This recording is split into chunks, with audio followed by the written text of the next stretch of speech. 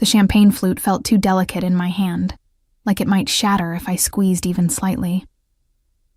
Around me, Manhattan's elite circulated through the Grand Rothwell's ballroom in their designer gowns and tailored tuxedos, all gathered for the annual Children's Foundation benefit auction.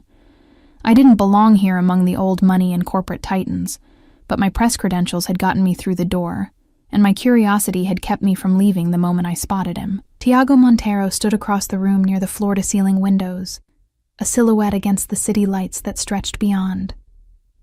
Even from this distance, I could catalog the details I'd memorized from surveillance photos during 3 months of investigation. 6'2", broad shoulders beneath a perfectly tailored black suit, dark hair styled with just enough deliberate disorder to look effortless. But it was his presence that commanded attention. The way conversations dimmed slightly when he moved through the crowd, how people's body language shifted when he approached. I was supposed to be writing an exposé on his organization, on the Montero family's decades-long grip on the city's underground economy. My editor at the Metropolitan Post had given me 6 months to gather enough evidence for a feature that would make my career. 3 months in, I had boxes of research, countless surveillance photos, testimony from former associates willing to talk off the record, but nothing concrete enough to publish. Nothing that explained why a man allegedly running one of the city's most powerful criminal enterprises also donated millions to children's charities and had never been successfully prosecuted for anything more serious than a parking ticket. "You're staring," a voice said beside me. I turned to find Gabriela Montero, Tiago's younger sister, holding a champagne flute identical to mine. She wore an emerald dress that probably cost more than my rent, but her smile was warm rather than calculating. "Guilty," I admitted, deciding honesty was safer than a clumsy lie. "Your brother is difficult to ignore."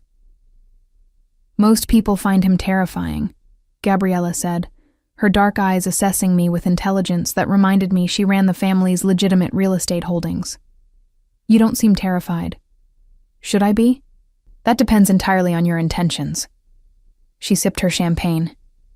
"Serafina Blake, investigative journalist for the Metropolitan Post. You've been asking questions about my family for 3 months. Did you think we wouldn't notice?" My pulse jumped, but I kept my voice steady.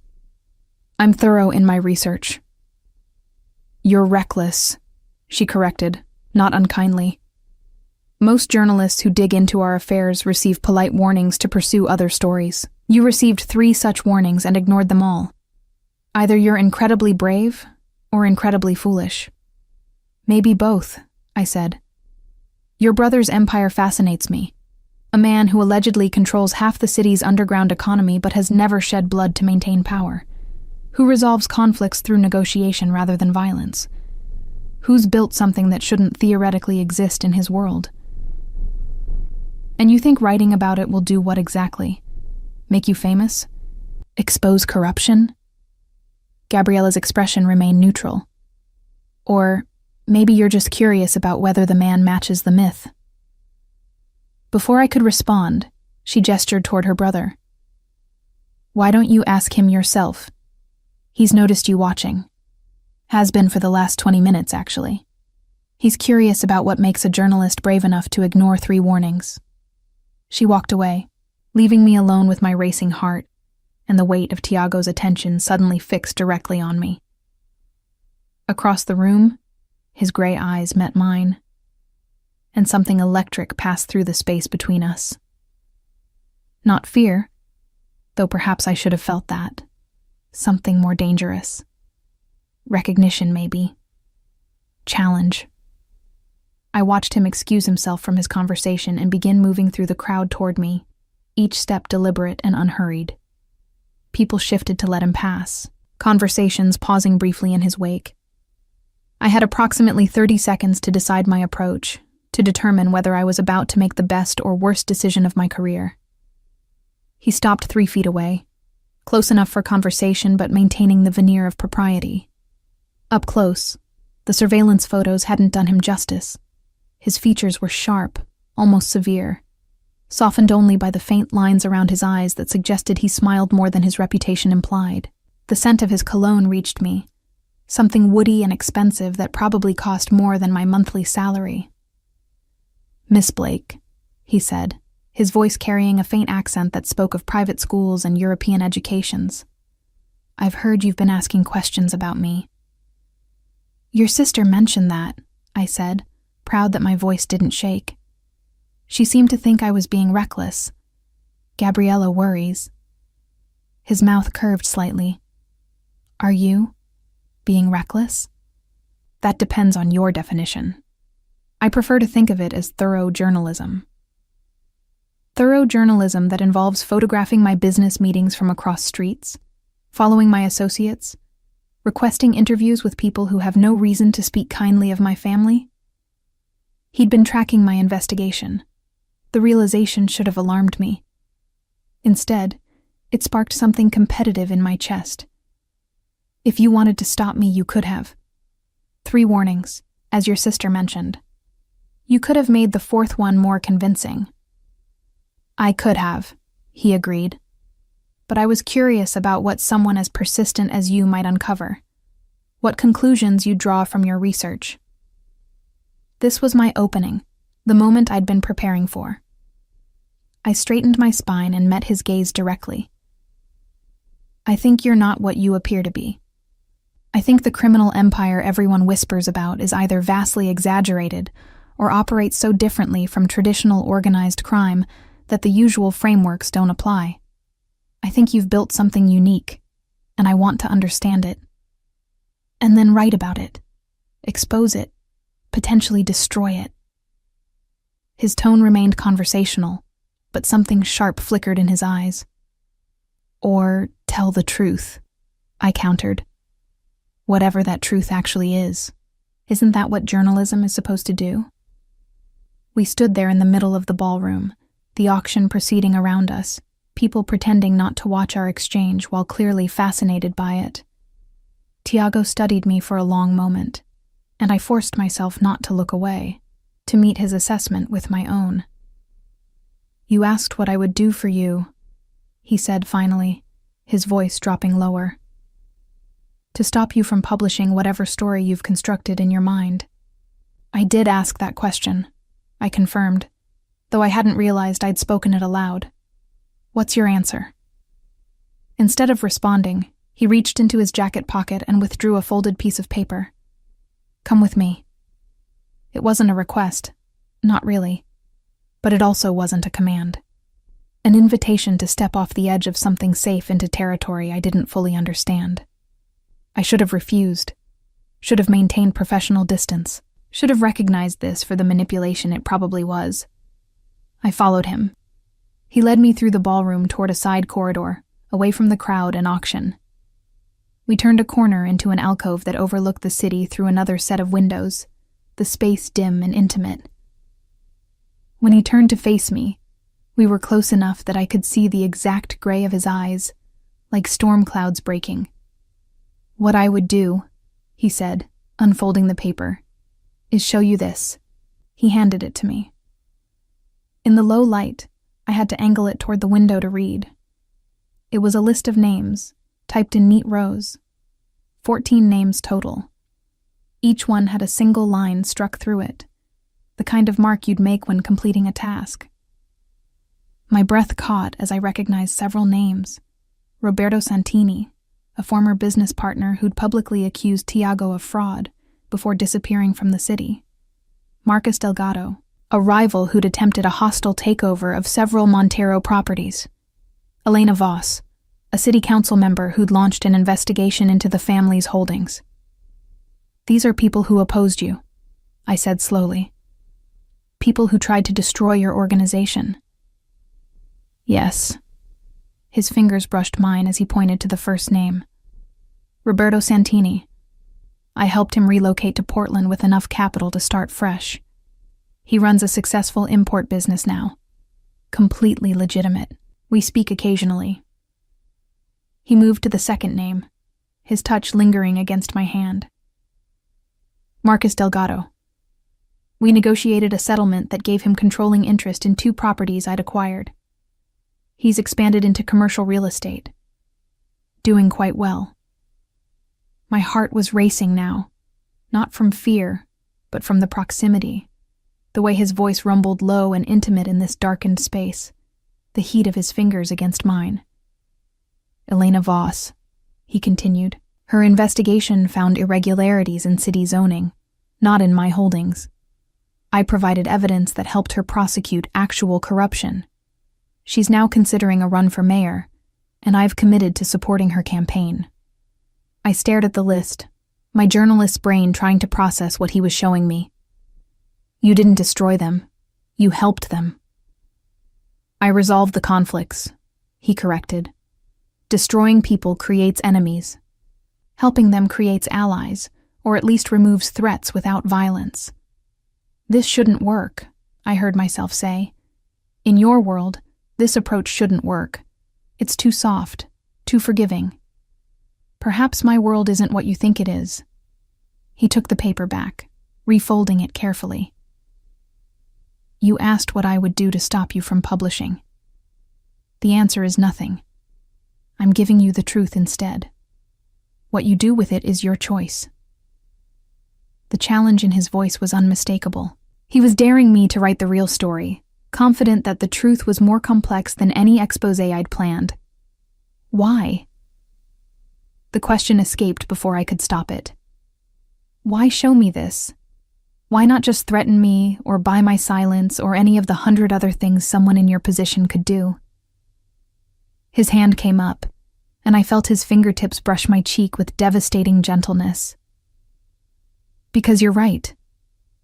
I'm not what I appear to be, and I'm tired of pretending otherwise. Because your curiosity is refreshing, after years of people either fearing me or trying to use me. And because the moment you walked into this ballroom tonight, staring at me like I was a puzzle worth solving, rather than a threat to avoid, I decided I wanted you to know the truth. The admission hung between us, weighted with implications I wasn't ready to examine. My skin tingled where he'd touched me, and I was hyper-aware of how close we were standing, how easy it would be to close the remaining distance. This is insane, I whispered. I came here to investigate you, to expose whatever criminal empire you're running. And now? His voice was barely above a murmur. Now I have more questions than I started with. I forced myself to step back, to put physical distance between us before I did something monumentally stupid like kiss a man I was supposed to be investigating. Your list, your approach, none of it makes sense with what I thought I knew.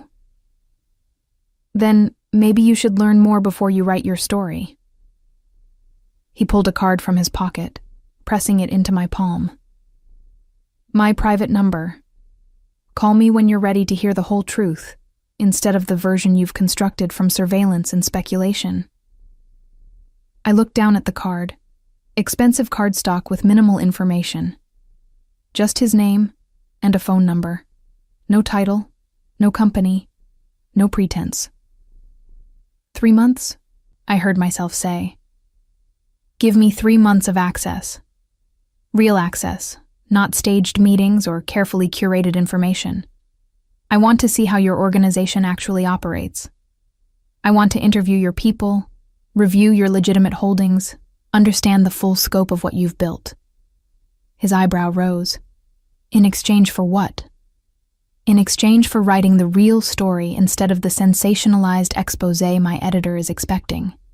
The truth, whatever that truth actually is, even if it's complicated. Complicated, he repeated, something like amusement flickering across his features. That's certainly one word for it. Do we have a deal?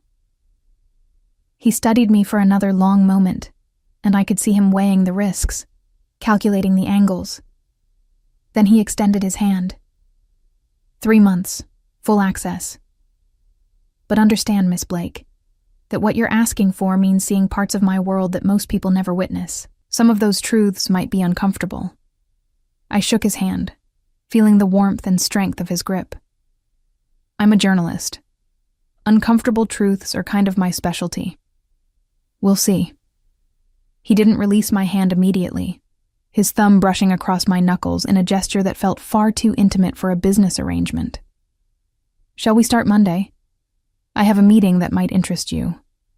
"What kind of meeting?" "The kind where I resolve a conflict without violence." His smile was slight, but genuine. "Consider it your first real glimpse into how my world actually operates." He left me standing in that alcove, my hand still tingling from his touch, my mind racing with possibilities and warnings in equal measure.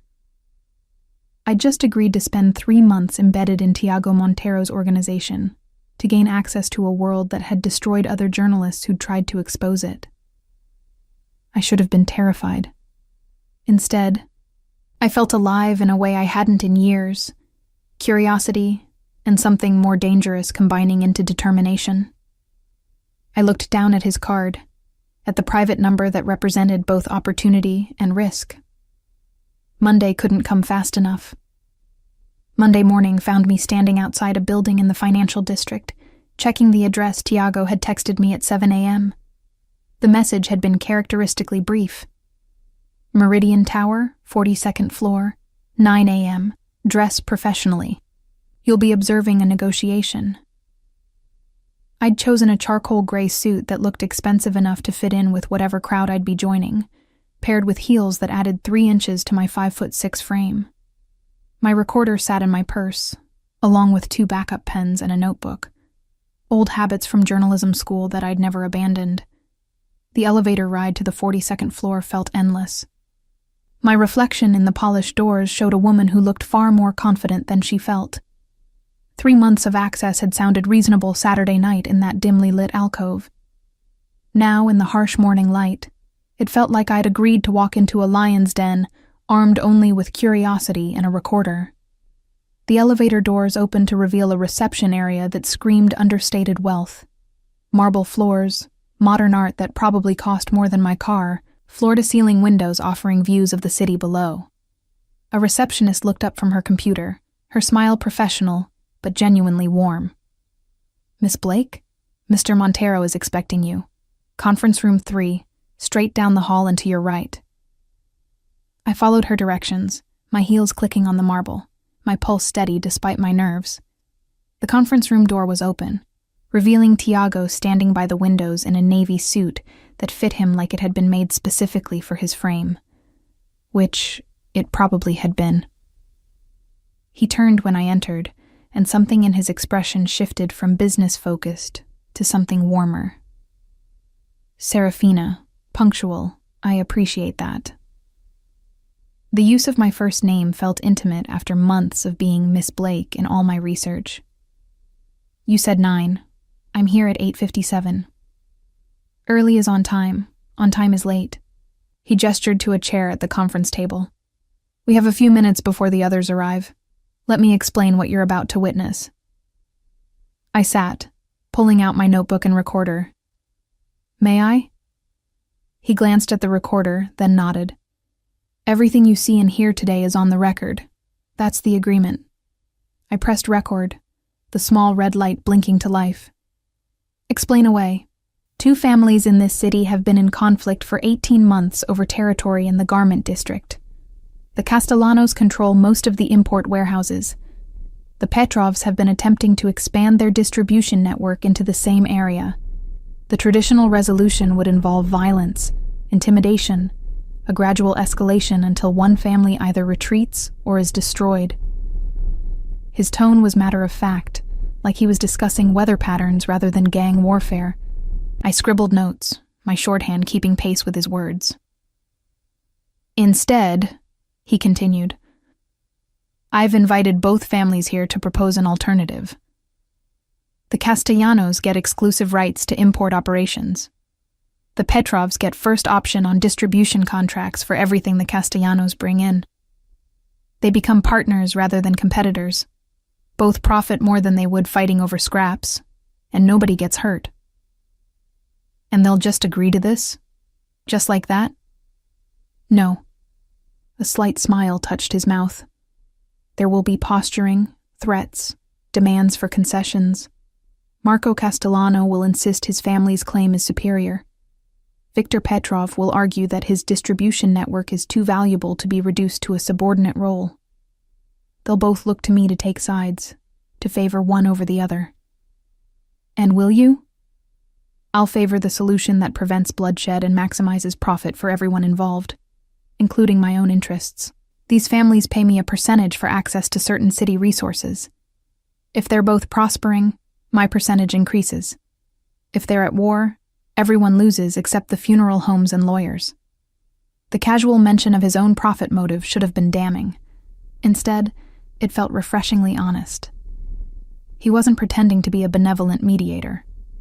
He was a businessman protecting his investments by preventing his clients from destroying each other. Voices in the hallway announced the arrival of the Castellanos. 3 men entered, all wearing expensive suits that couldn't quite hide the hardness underneath. The oldest, whom I assumed was Marco, had silver hair and the bearing of someone accustomed to respect bordering on fear.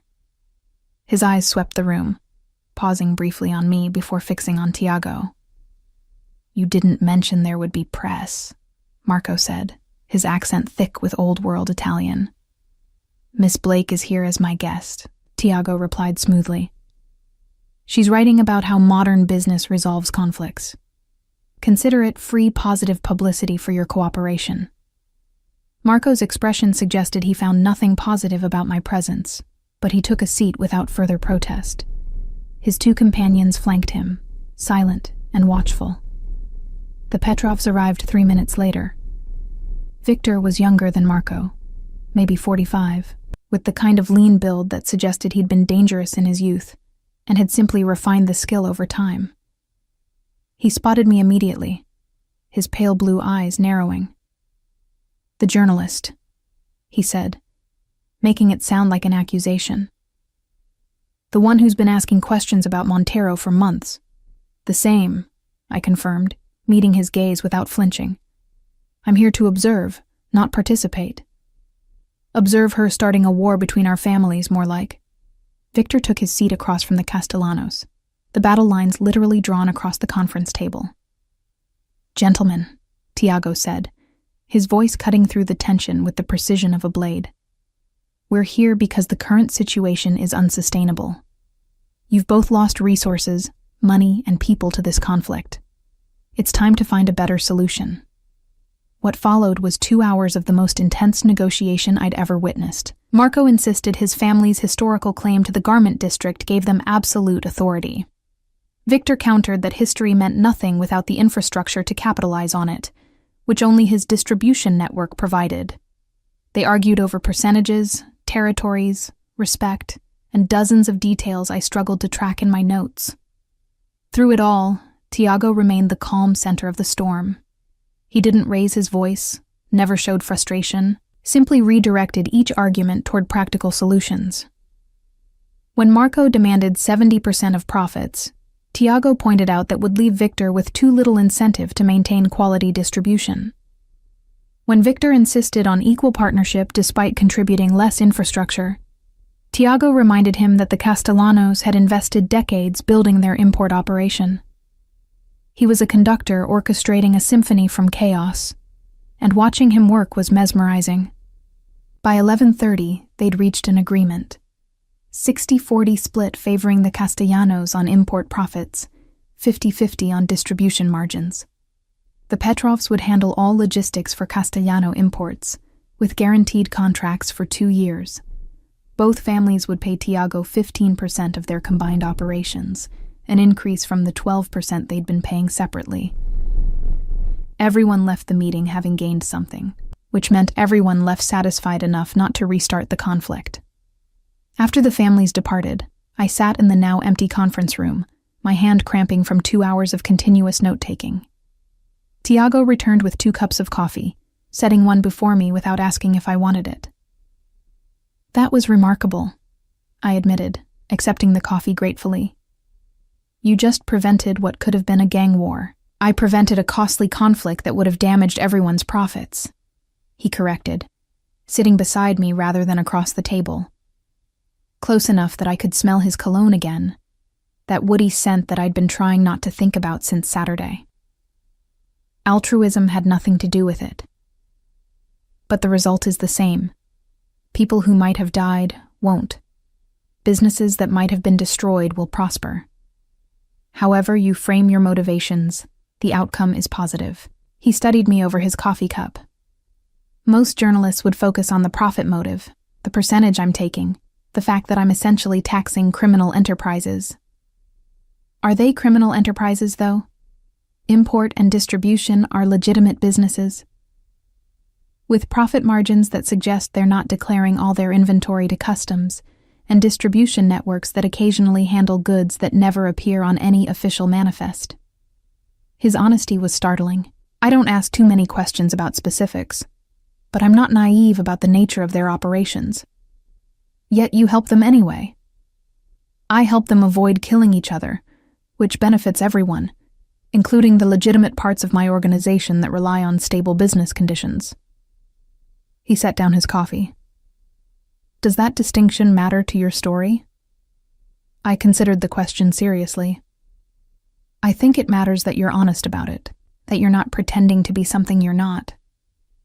Unlike the narrative you'd constructed before Saturday? There was amusement in his voice, not accusation. My narrative assumed violence and intimidation, traditional organized crime. What I witnessed today was sophisticated conflict resolution that happened to involve families with questionable business practices. I closed my notebook. It's more complicated than I expected. Most things are once you look closely. He stood, offering his hand to help me up. The gesture was old-fashioned, almost courtly, and I found myself accepting it without thinking. His hand was warm, strong, his grip careful not to pull too hard. We stood there for a moment, hands linked, the conference room suddenly feeling smaller and more intimate than it had during the negotiation. Wednesday, he said, not releasing my hand. I have dinner with the CEO of Castellano Imports, the legitimate parent company. It's a social occasion, but you'll learn more about how the families operate. Join me. It took me a moment to process that he was asking me to dinner. As part of the 3 months of access? As part of understanding how my world works. His thumb brushed across my knuckles, the same gesture from Saturday night. Business in my circles is conducted over meals as often as in conference rooms. If you want the full picture, you need to see both. Is this appropriate? I asked, even as my pulse quickened at the continued contact. Dinner feels less like professional observation and more like a date? He smiled slightly. It's a business dinner that you're attending as my guest and observer. What it feels like is up to you. He released my hand, stepping back to restore professional distance. But the warmth of his touch lingered, and the look in his eyes suggested he knew exactly what effect he was having on me. Wednesday at 7, I heard myself agree. Where should I meet you? I'll send a car for you. The restaurant is in Little Italy, Castellano family territory.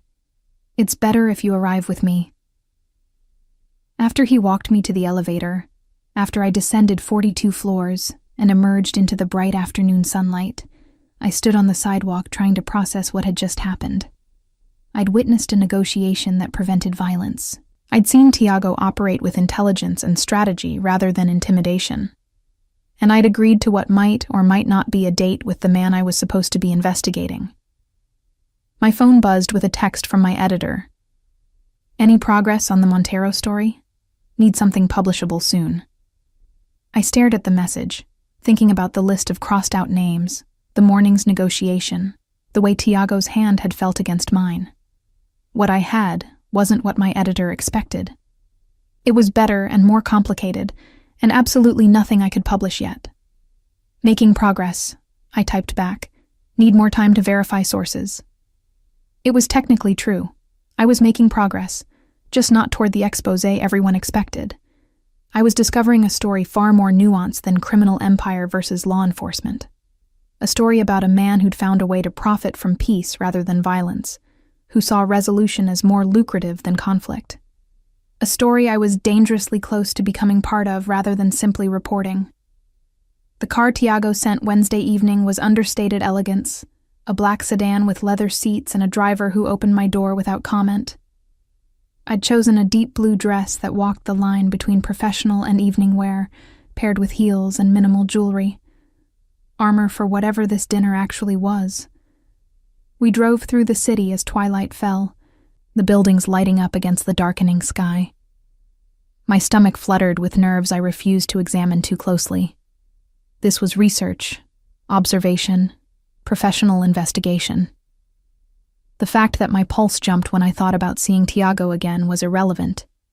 The restaurant was tucked into a side street in Little Italy, the kind of place with no sign, just a door that opened into warmth and the scent of garlic and wine. Tiago waited inside, leaning against the host stand with casual grace. He wore charcoal slacks and a white shirt with the sleeves rolled to his elbows, the first time I'd seen him in anything less than a full suit. The sight did something dangerous to my composure. Serafina. His smile was genuine as he straightened. You look beautiful. Thank you. I accepted the compliment with more grace than I felt. This is quite a place. It's been in the Castellano family for 3 generations. Marco's grandfather opened it when he first came from Sicily. The food is exceptional, and the company tonight should be interesting. He guided me through the dining room with his hand at the small of my back, the touch light but unmistakable. Heads turned as we passed, recognition and respect in the glances directed at Tiago. We were led to a private room in the back where Marco Castellano waited with a woman I assumed was his wife and a younger man who had Marco's features softened by youth. Tiago. Marco stood to greet us, his expression considerably warmer than it had been Monday. And Miss Blake. I didn't expect to see the journalist again so soon. Miss Blake is helping me document how modern business operates, Tiago said smoothly. I thought she should see the social side, as well as the negotiations. Marco's wife, introduced as Isabella, was gracious and welcoming in a way that suggested genuine warmth rather than politeness. Their son, Leonardo, was 23 and studying business at Columbia. He looked at me with open curiosity. You're writing about my father's meeting with Tiago? Leonardo asked as we settled into our seats. I'm writing about how conflicts get resolved without violence, I clarified. Your father and Mr. Petrov's negotiation was an example of that process. You make it sound civilized, Marco said, accepting a glass of wine from the server. But don't romanticize it, Miss Blake. The reason we negotiate is because Tiago has made violence unprofitable. He's created a system where cooperation pays better than conflict. Is that a criticism? I asked. It's an observation. Marco's smile was slight. 20 years ago, my father would have handled the Petrov situation very differently. Tiago's generation has different methods. Sometimes I'm not sure if that makes us smarter or softer. Richer, Tiago interjected calmly. Your import operations have grown 40% since we established the cooperation framework.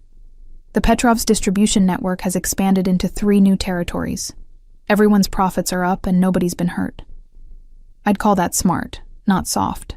What followed was a dinner that blurred every line I'd tried to maintain. The food was extraordinary, course after course of pasta and seafood and vegetables prepared with obvious care. The wine flowed freely, and the conversation ranged from business to family, to Leonardo's aspirations, to expand his father's operations into legitimate high-end fashion imports. Isabella asked about my journalism, genuinely interested in the stories I'd covered before investigating Tiago. Leonardo wanted to know if I thought the article would be positive or critical. Marco shared stories about his grandfather's journey from Sicily, the hardships and triumphs that had built the family's foundation. Through it all, I was hyper-aware of Tiago beside me. The way his knee occasionally brushed mine under the table. How he'd refill my wineglass without asking, somehow knowing exactly when I needed it. The soft laugh he gave when Isabella teased him about still being unmarried at 31. You work too much, Isabella scolded gently. Just like Marco did at your age. You need someone to remind you there's more to life than business. Perhaps I'm waiting for someone worth disrupting my schedule for, Tiago replied, and his gaze flickered to me so briefly I might have imagined it. By the time dessert arrived, I'd filled 3 pages in my mental notes, observations I'd transcribe later. But I'd also laughed more than I had in months, relaxed into conversations that had nothing to do with investigation and everything to do with simply being present. When Marco excused himself to take a phone call, Leonardo seized the opportunity to ask what I'd been wondering about all evening. "What's it really like?" he asked Tiago. "Managing all these families, preventing conflicts, building this system. My father talks about it like you're some kind of genius, but you're only 8 years older than me." Tiago considered the question carefully. "It's exhausting," he admitted. "Every negotiation is a performance where everyone has to leave feeling like they won something. Every conflict requires understanding not just what people want, but why they want it, and what they'd accept instead. It's constant problem-solving where the problems involve egos and territories and generations of grudges." "But you're good at it," I heard myself say. His eyes met mine. "I'm motivated. Violence is expensive and unpredictable. Peace is profitable. Once I convinced enough people that cooperation was in their financial interest, the system became self-sustaining." "He makes it sound simple," Marco said, returning to the table. "But what he's built required vision most of us lacked. My father would never have imagined working with the Petrovs. Tiago saw possibilities where we only saw threats." The pride in Marco's voice was unmistakable. This wasn't fear or obligation speaking. It was genuine respect. After dinner, Tiago insisted on walking me to the car rather than having the driver come to the restaurant entrance. The night air was cool, carrying the scent of Italian cooking and autumn leaves. We walked in silence for a block, the sounds of the restaurant fading behind us. "Thank you for tonight," I said finally. That was more enlightening than any formal interview could have been. "You saw how the families actually relate to each other when business is set aside." He slowed his pace, clearly in no hurry to reach the waiting car. "Isabella has known me since I was Leonardo's age. Marco trusts me with his family's future. That trust wasn't bought with threats or intimidation. How was it earned?" He stopped walking, turning to face me under a streetlight. "By proving repeatedly that I keep my word. By delivering results that benefit everyone. By showing that my success depends on their success."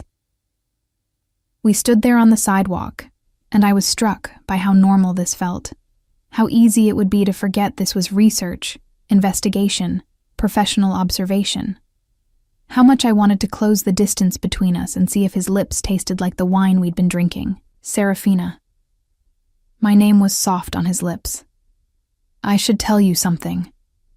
My heart hammered. "What?" "This arrangement, these 3 months of access, it's not just about satisfying your journalistic curiosity." His hand came up, fingers brushing my cheek with devastating gentleness. "I'm attracted to you. Have been since that night at the gala when you looked at me like I was a puzzle rather than a threat. That hasn't changed, and spending time with you is only making it stronger." The honesty stole my breath. I should have stepped back, should have reinforced professional boundaries, should have done anything except lean into his touch. "This is a terrible idea," I whispered. "Probably." His thumb traced my cheekbone. "But I promised you the truth. This is part of it. I'm supposed to be investigating you. And you are. Brilliantly." He smiled slightly. "But that doesn't make this any less real. I knew I should shut this down, should maintain objectivity, should remember every journalism ethics lecture I'd ever sat through. Instead, I asked, what are you proposing? Nothing that compromises your integrity. Continue your research, write your story, ask whatever questions you need answered." His hand dropped, but his gaze remained fixed on mine. "But also acknowledge that something's happening between us."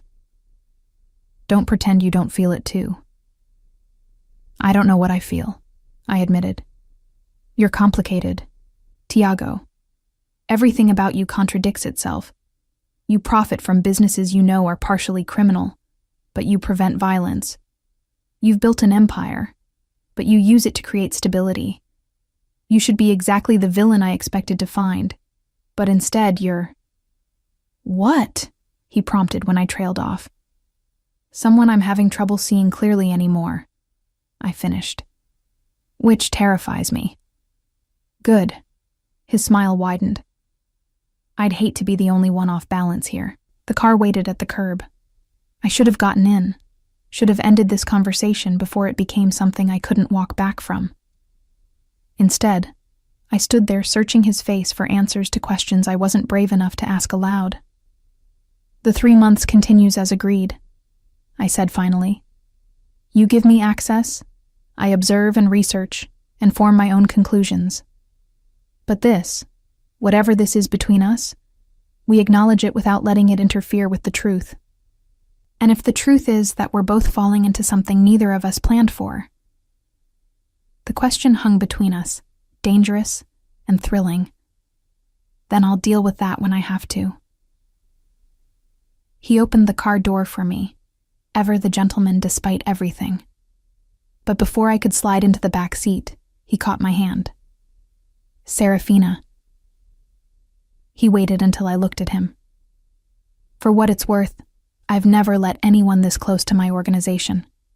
The fact that I'm allowing you full access, that I'm showing you how everything actually works, that should tell you something about how much I trust you, how much you've already affected me. I pulled my hand free gently, needing the distance to think clearly. I'll see you Friday. You mentioned a meeting with your legitimate real estate holdings. 2:00. I'll text you the address. He stepped back, letting me leave. Sleep well, Serafina. As the car pulled away, I watched him through the rear window. He stood under the streetlight watching the car disappear, hands in his pockets, expression unreadable. A man who'd built an empire on reading people and situations perfectly, now apparently as off balance as I felt. I pulled out my phone and started typing notes from the evening. Isabella's warmth, Marco's respect, Leonardo's admiration. The way the Castellano family clearly viewed Tiago not as a threat, but as a trusted partner. Evidence that contradicted every assumption about how organized crime families operated. But I also noted the electricity that had sparked between us on that sidewalk. The admission of attraction that I couldn't unhear. The terrifying realization that I'd stopped seeing Tiago as just a subject to investigate and started seeing him as a man I wanted to understand in ways that had nothing to do with journalism. My editor's voice echoed in my head. Never get personally involved with a source. It compromises everything. Too late, I thought, staring at my reflection in the car window. Way too late. The next 6 weeks blurred into a pattern that felt both exhilarating and terrifying. I embedded myself in Tiago's world with a thoroughness that my journalism professors would have applauded if they'd known about it. I observed meetings, interviewed his associates, reviewed financial records for his legitimate holdings, and gradually pieced together a picture that was far more complex than I'd anticipated. Tiago's empire operated on multiple levels. At the top were completely legitimate businesses, real estate developments, import companies, restaurants, a private security firm.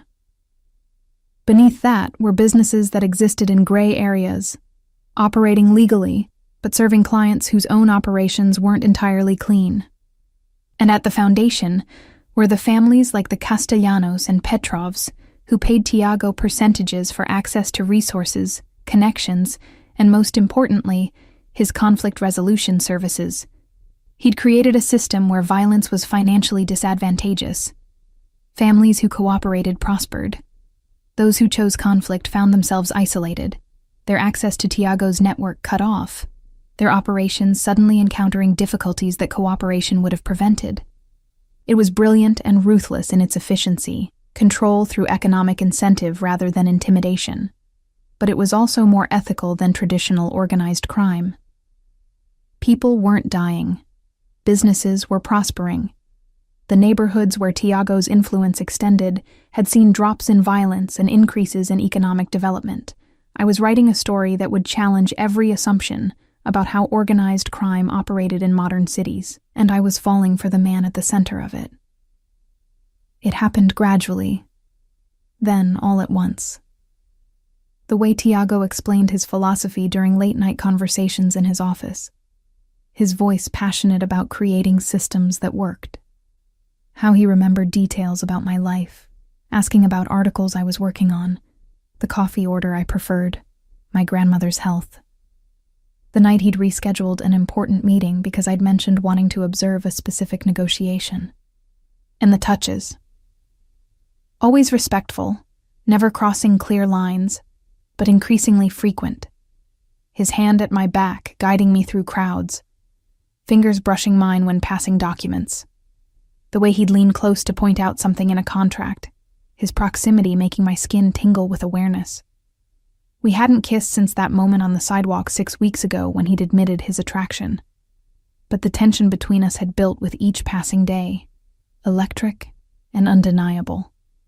It came to a head on a Friday evening in his office. I'd been reviewing financial statements for his real estate holdings, verifying that the profits matched his claims about legitimate operations. Everything checked out, which was somehow more surprising than finding discrepancies would have been. Satisfied? Tiago asked from his position by the window, where he'd been on a phone call in rapid Italian for the last 20 minutes. Your books are cleaner than I expected, I admitted, closing the laptop. Either you're exceptionally good at hiding illegal income, or you're actually running legitimate businesses that happen to have questionable clients. The latter. He crossed to the bar cart, pouring 2 glasses of whiskey without asking if I wanted one. I'd learned over the past weeks that he was remarkably observant about such things. My grandfather built this organization on violence and fear. My father maintained it through intimidation. I'm rebuilding it on economic incentive and mutual benefit. The families pay me because cooperation is profitable, not because they're terrified of what I'll do if they don't. He handed me a glass, then leaned against his desk, close enough to touch. Does that fit into your article? I don't know what my article is anymore, I confessed. The whiskey burned pleasantly on its way down. I came here expecting to expose a criminal enterprise. Instead, I'm finding an incredibly sophisticated business operation that exists in moral gray areas but isn't what anyone thinks it is. Is that disappointing? It's complicated. I met his gaze. You're complicated, Tiago. Every time I think I understand you, I discover another layer. And that bothers you. It fascinates me, I corrected, which is the problem. He set down his glass deliberately. Serafina, we've been dancing around this for 6 weeks. I think it's time we acknowledged what's actually happening here. My pulse jumped. What's happening here is research, journalism, professional observation. Liar. The word was soft, but unmistakable. You feel this too. The attraction, the connection, whatever you want to call it. You've felt it since that night at the gala, and it's only gotten stronger. I should have denied it. Should have maintained professional distance. Should have done anything except set down my own glass and close the space between us. This is a terrible idea, I said, for the second time since meeting him. You keep saying that. His hand came up to cup my face. Yet here you are. Here I am, I agreed. Then, before I could change my mind, before logic could reassert itself, I rose on my toes and kissed him. For one breathless moment, he went absolutely still. Then his arms came around me, pulling me close as he deepened the kiss with an intensity that made my knees weak. This wasn't gentle or tentative.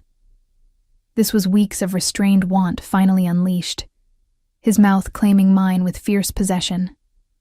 I gripped his shirt, feeling the solid warmth of him beneath the fabric, tasting whiskey and something uniquely him.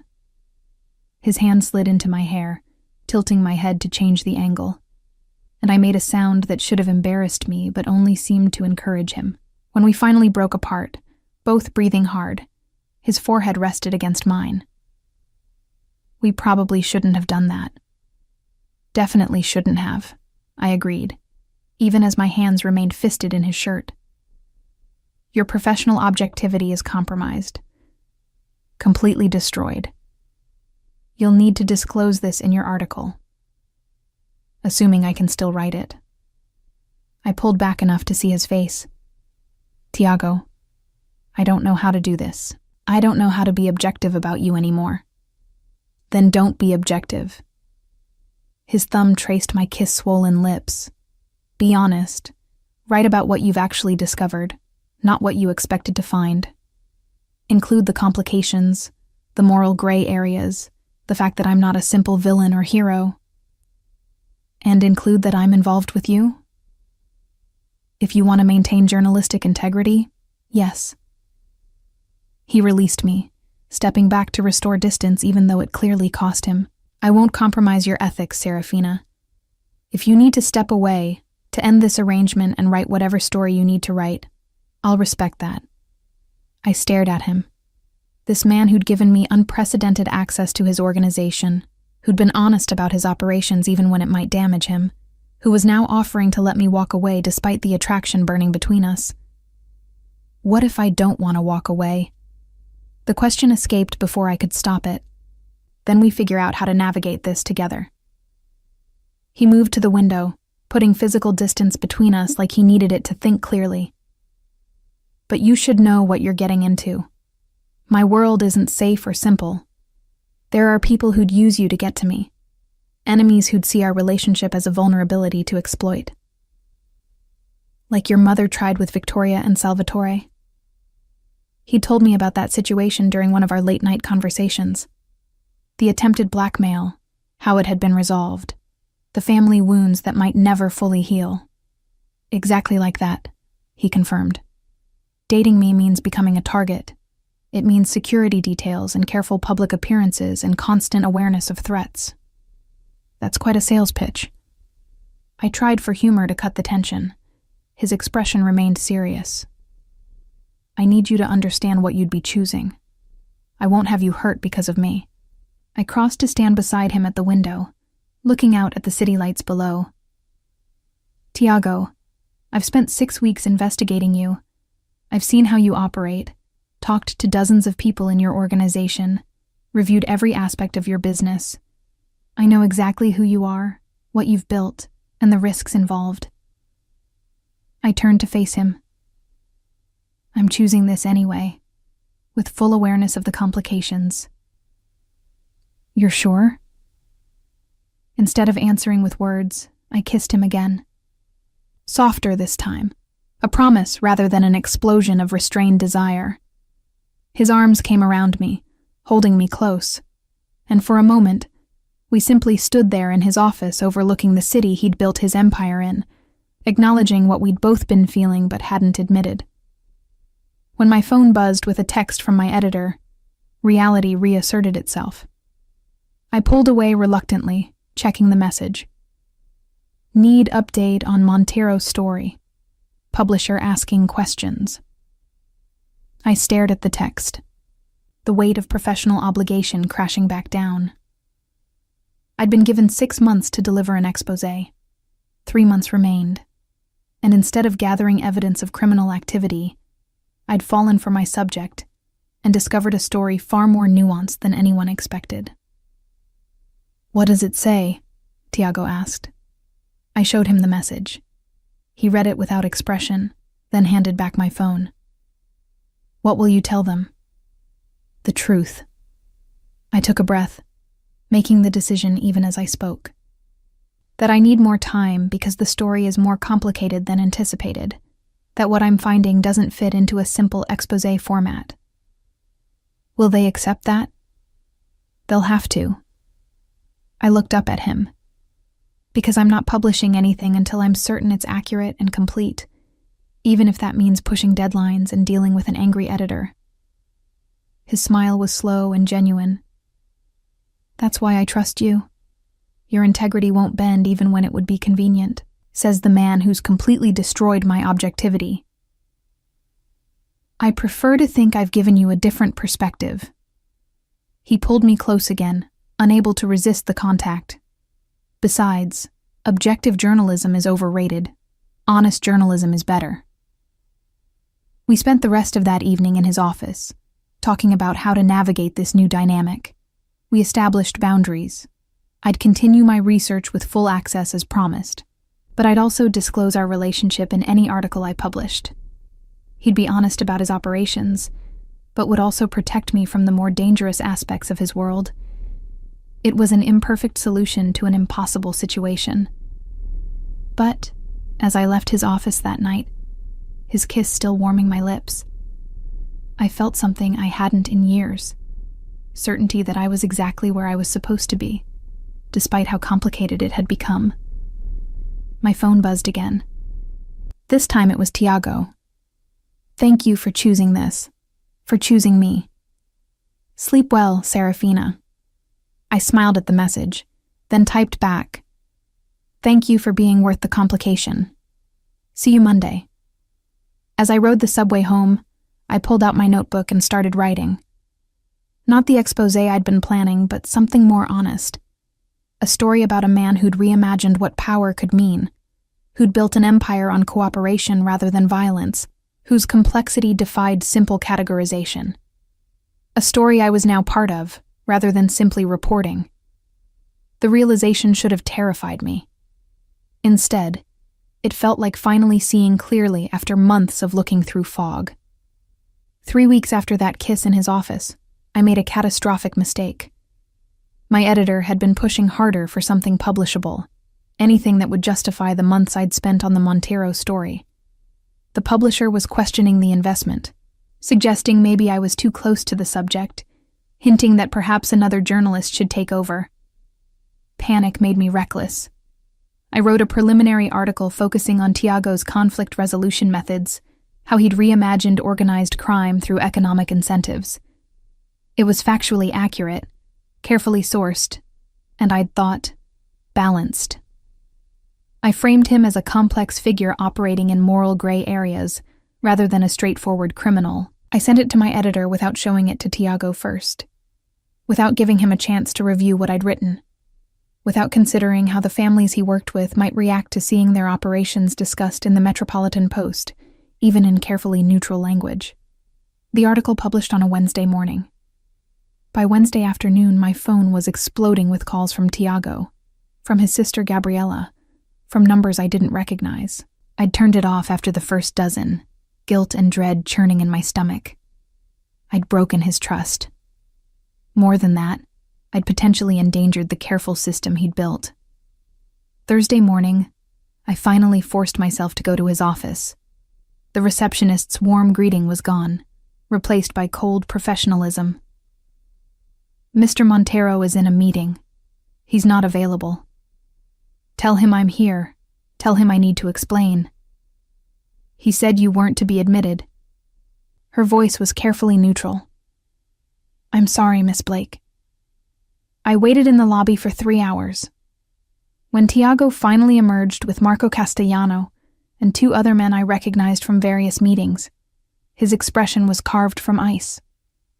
He looked through me as if I didn't exist, continuing his conversation in Italian as they passed. Tiago, please. I stood, following them toward the elevator. Let me explain.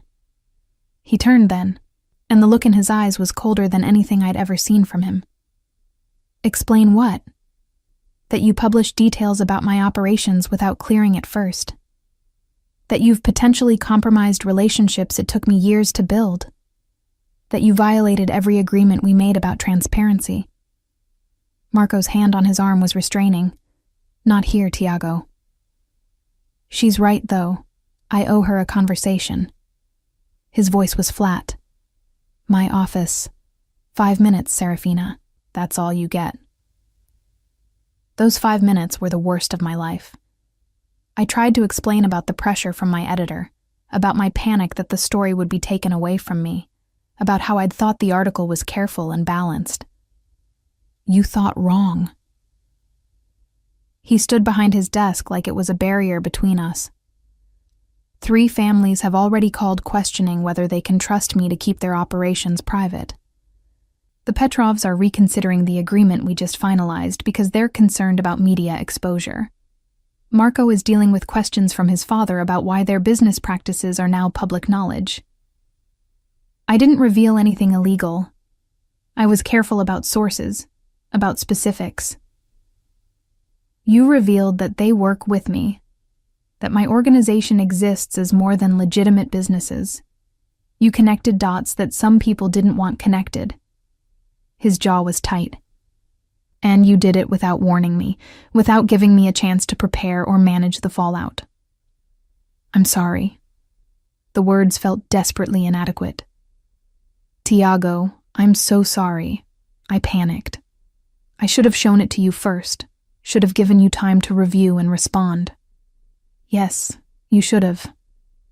He finally looked at me directly. We had an agreement, Serafina. Full access in exchange for transparency about what you'd publish. You violated that agreement. More than that, you violated my trust. The word trust landed like a physical blow. I know I did, and I don't have an excuse, just an explanation that doesn't make it better. He was silent for a long moment, his hands flat on the desk, like he was physically restraining himself. I need you to leave. I need to focus on damage control, on reassuring the families that this won't happen again, that their operations are secure. Can we talk about this? Really talk? Not just 5 minutes? Not now. Maybe not for a while. His expression was carefully controlled. I'm not sure I can look at you right now without being angry, and I don't want to say things I can't take back. I wanted to argue, to push, to make him understand. But the set of his jaw and the ice in his eyes told me that pushing now would only make things worse. I'll fix this, I said instead. Whatever it takes, I'll fix this. You can't unpublish an article, Serafina. The damage is done. I left his office with tears burning behind my eyes, holding them back through sheer force of will until I made it to the street. Then I stood on the sidewalk and let myself break, just for a moment, before pulling myself together and figuring out my next move. Over the following days, I tried everything. I called Tiago repeatedly, each call going to voicemail. I emailed explanations and apologies, all marked as read but never answered. I showed up at his office twice more, turned away by security both times. I published a follow-up article clarifying details, emphasizing the legitimate aspects of Tiago's operations, walking back some of the implications from the first piece. My editor was furious about the mixed messaging. Readers were confused, and Tiago still wouldn't talk to me. 2 weeks after the article published, Gabriella called. Meet me at the coffee shop near your apartment. Tomorrow morning, 9 a.m. She was already there when I arrived, sitting at a corner table with 2 cups of coffee. Her expression was less hostile than her brother's had been, but not exactly friendly. Thank you for meeting me, I said, sliding into the seat across from her. I'm not here for you. I'm here for Tiago. She pushed 1 coffee toward me. He's miserable. Won't admit it, of course, but I know my brother. He's been working 18-hour days trying to rebuild trust with the families, barely sleeping, not eating properly, completely shut down emotionally. I know I hurt him. I'm trying to fix it, but he won't talk to me. Because you broke something fundamental. Gabriella's voice was hard. My brother doesn't trust easily, Serafina. Our father taught him that trust is a weakness, that people will always betray you if the price is right. Tiago spent his entire life proving that wrong, building an organization based on mutual trust and benefit. And then you, the person he'd let closer than anyone in years, proved our father right. The words cut deeper than any of Tiago's cold anger. I didn't mean to. Intent doesn't matter. Impact does. She leaned back. But here's the thing. Despite everything, he's still in love with you. He won't say it, Probably won't even admit it to himself. But I've watched him fall for you over the past 3 months. Watched him become someone softer, more open, more willing to be vulnerable. My throat tightened. Then why won't he let me apologize properly? Because he's terrified. Gabriella's expression softened slightly. Terrified of trusting you again and having you hurt him worse. Terrified of admitting how much you matter. Our family, we don't do vulnerability well. We handle betrayal through distance and control. So what do? Prove you're worth the risk. She stood, not through words or apologies, through action. Show him that you understand what you broke and why it matters. Show him that your relationship is more important than your career ambitions. After she left, I sat in that coffee shop for another hour, drinking cold coffee and thinking. Gabriella was right. Words wouldn't fix this. I needed action, needed to demonstrate through choices rather than explanations that Tiago mattered more than professional advancement. I pulled out my phone and called my editor. I'm withdrawing from the Montero story, effective immediately. What? Serafina, you can't just... I'm too close to the subject. You were right about that. My judgment is compromised, and continuing to report on his organization would be unethical. I took a breath. I'll finish out my current assignments, but I want reassignment to different beats. This is career suicide. Maybe. I thought about Tiago's face when he'd told me to leave, about the pain beneath his anger. But it's the right thing to do. I spent the next week working on other stories, giving Tiago space while demonstrating through absence that I respected his boundaries. I didn't call, didn't show up at his office, didn't push. Just let him know through his sister that I'd withdrawn from covering his organization, and why. On the 8th day, my doorbell rang at 10 p.m.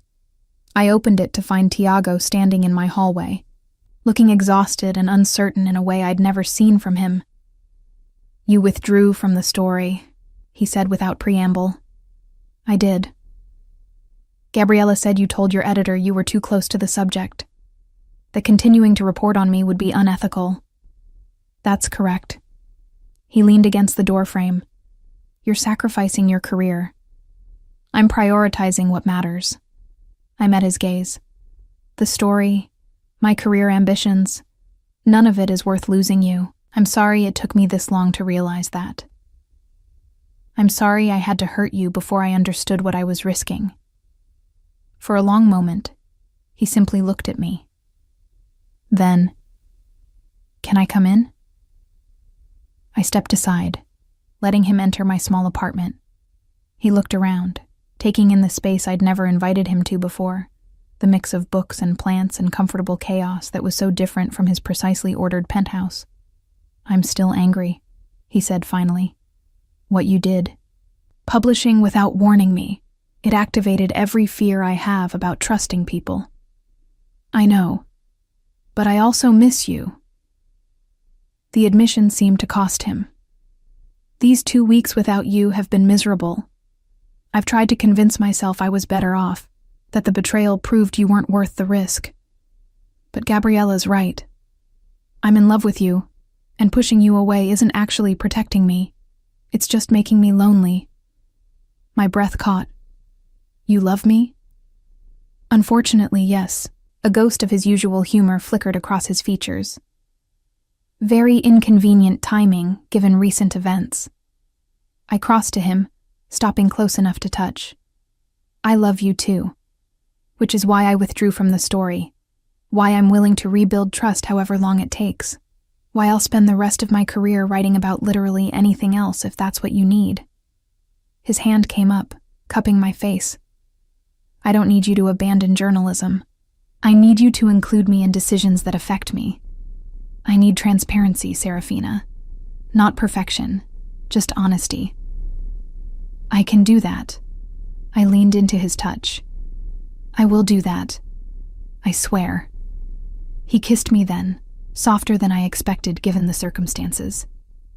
When we broke apart, his forehead rested against mine. This won't be easy. Rebuilding trust after it's been broken takes time. I have time, I promised. However long you need. And your career? We'll survive. There are other stories to tell, other investigations to pursue. None of them matter as much as this, as us. He pulled me close, his arms tight around me. We stood there in my small living room, holding each other, beginning the slow work of repair. It wasn't perfect. It wasn't even fully healed. But it was honest, and for Tiago, honesty mattered more than anything. The year that followed was the hardest and most rewarding of my life. Rebuilding trust didn't happen in grand gestures or dramatic moments. It happened in small choices made consistently over time. I showed Tiago every story I was working on, even ones that had nothing to do with him. I included him in professional decisions, asked his opinion on ethical dilemmas, demonstrated through daily actions that his input mattered. He, in turn, worked on letting me back in. It wasn't easy for him. Years of operating behind careful walls didn't dissolve overnight. But gradually, the distance between us closed. Late-night conversations resumed. Dinners together became regular rather than occasional. He started calling me during the day just to talk, to share something amusing that happened, to hear my voice. 6 months after the article crisis, we had our first major fight. Not about trust or journalism, but about something far more mundane. His tendency to work 18-hour days and my frustration with never seeing him. "You can't complain about my schedule," he'd said, voice tight with exhaustion and irritation. "You knew what my life was like when we started this." "I'm not complaining about your work. I'm complaining about you not taking care of yourself." I'd been equally frustrated. "You haven't had a full day off in 3 months. You barely sleep. This isn't sustainable." "Tiago, it's necessary. It's self-destructive, and you know it." The argument escalated, both of us too tired and stubborn to back down. I ended up leaving his penthouse at midnight, angry and hurt. We didn't speak for 2 days, both of us too proud to reach out first. Gabriella, bless her meddling heart, intervened. She called us both, separately, and told us we were being idiots. "You're fighting because you care about each other. Figure out how to communicate about that without destroying what you've rebuilt." The makeup was as intense as the fight. Tiago showed up at my apartment with apologies and promises to set better boundaries between work and personal life. I admitted I'd been pushing too hard, expecting him to change fundamental parts of himself overnight. We talked until dawn, working through not just that fight, but the patterns that had caused it. "I'm not good at this," he'd admitted as the sun rose. "At being vulnerable, at letting someone care for me, at accepting that my well-being matters to someone else." "Then let me teach you." I'd laced my fingers through his. "And I'll learn to trust that you know your own limits, that you won't work yourself to death just because I'm worried." Those conversations, the hard ones where we confronted our patterns and fears, became the foundation of something stronger than what we'd had before. We learned each other's warning signs. I recognized when he was retreating behind work to avoid processing emotions. He identified when my silence meant I was overthinking rather than actually calm. A year after the article published, Tiago took me back to the place where everything started, the Grand Rothwell's ballroom, hosting the same Children's Foundation benefit auction. "Why are we here?" I asked as we entered, my hand in his. The space looked exactly as it had that night 13 months ago, elegant and filled with Manhattan's elite. "Because this is where I first saw you." He guided me toward the same windows where we'd stood that night, where you looked at me like I was worth understanding rather than fearing, where everything changed. He pulled out a small velvet box, and my breath caught. "Tiago, before you panic," he said, echoing words from months ago. "This isn't a proposal." "Not exactly." He opened the box to reveal a ring. Simple, elegant, a single diamond that caught the light. "This is a promise. That I choose you, every day, despite complications. That I trust you with my heart, even though that terrifies me. That I want to spend my life with you, whenever you're ready for that step. Tears blurred my vision. That's the most romantic non-proposal I've ever heard. I'm working on my emotional honesty. His smile was soft. Is it working? It's perfect. I looked at the ring, then at him. And yes. Yes to what? I haven't technically asked anything yet. Yes to the promise. Yes to choosing each other. Yes to someday, when we're both ready. I held out my hand. Yes to all of it, Tiago.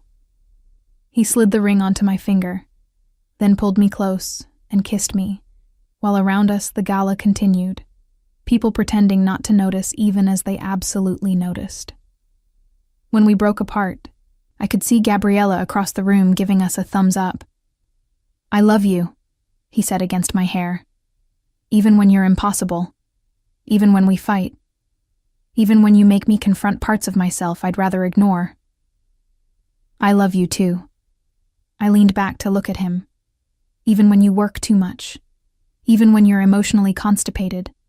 Even when you make me want to strangle you and kiss you in equal measure. His laugh rumbled through his chest. We're quite a pair, the best kind, I agreed. Over the next year, we continued building our life together.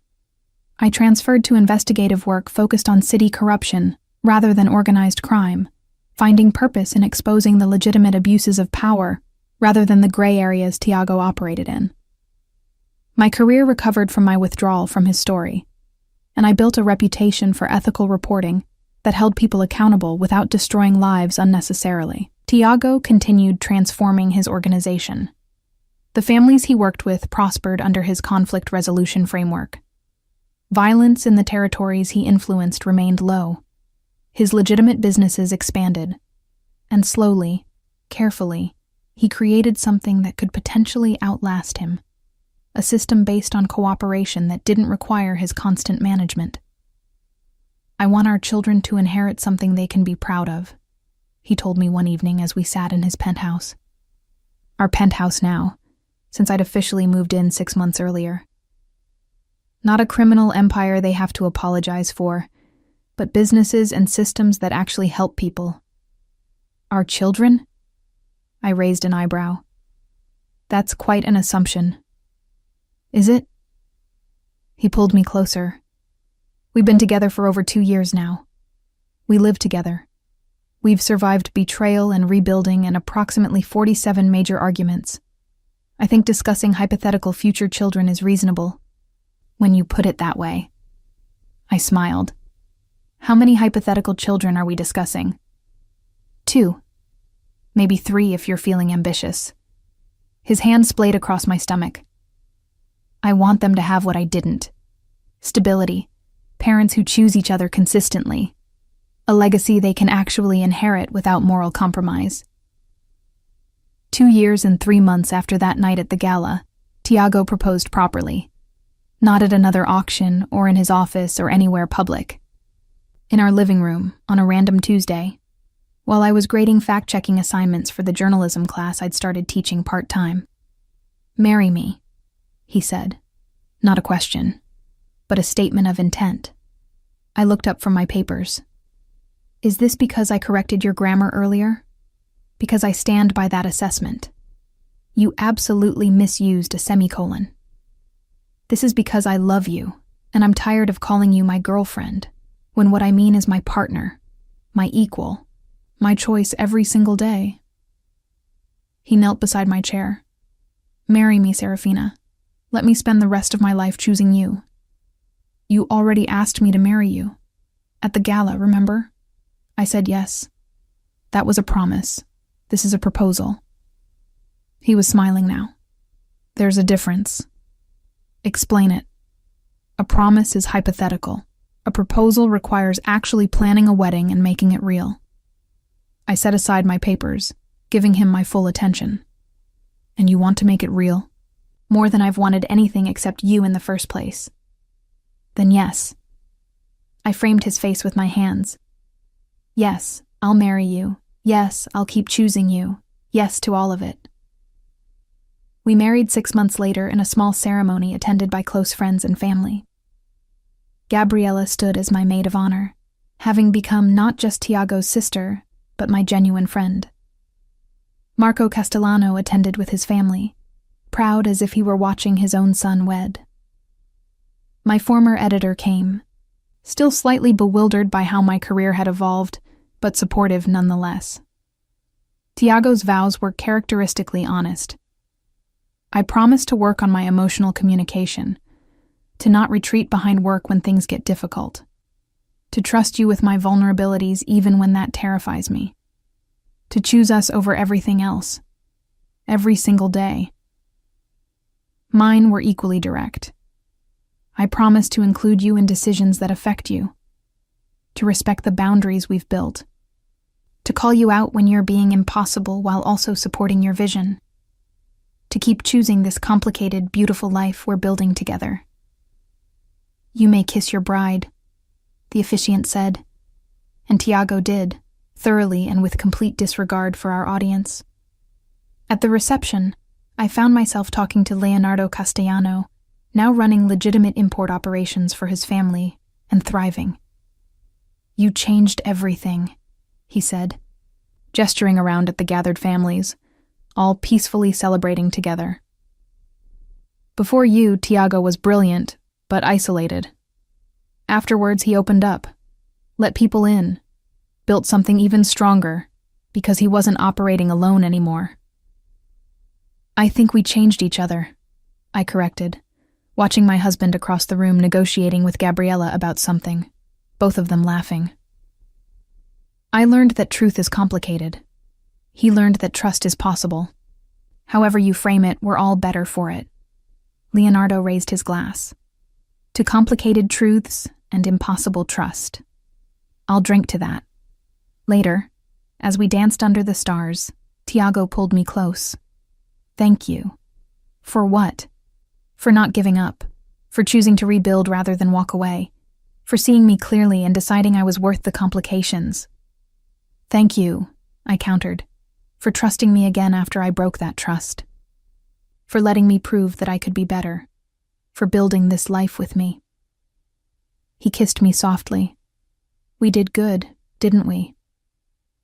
We did great, I agreed, looking around at the celebration, at the families who'd found peace through his vision, at the future we were building together. Against all odds and despite every complication, we did great. 3 years after we married, I published a book. Not an exposé, but an in-depth examination of how modern conflict resolution could reshape community safety. I used Tiago's methods as a case study, with his full cooperation and review of every chapter. The book won awards for ethical journalism and sparked conversations about alternative approaches to crime reduction. Tiago read the dedication aloud the night we got our first copy. To my husband, who taught me that the most important truth is honesty with the people you love. That's better than your first article about me, he teased. Everything's better than that article. I winced at the memory, though I learned from it. We both did. He set the book aside and pulled me into his lap. We learned that trust is fragile but worth protecting. That love requires constant choice. That the complicated path is often the right one. When did you become so philosophical? I married a journalist. It was inevitable that some of your analytical thinking would rub off. I kissed him, tasting laughter and love, and the life we'd built from curiosity and compromise and consistent choice. Outside our windows, the city spread below, holding millions of stories. But none of them mattered as much as ours.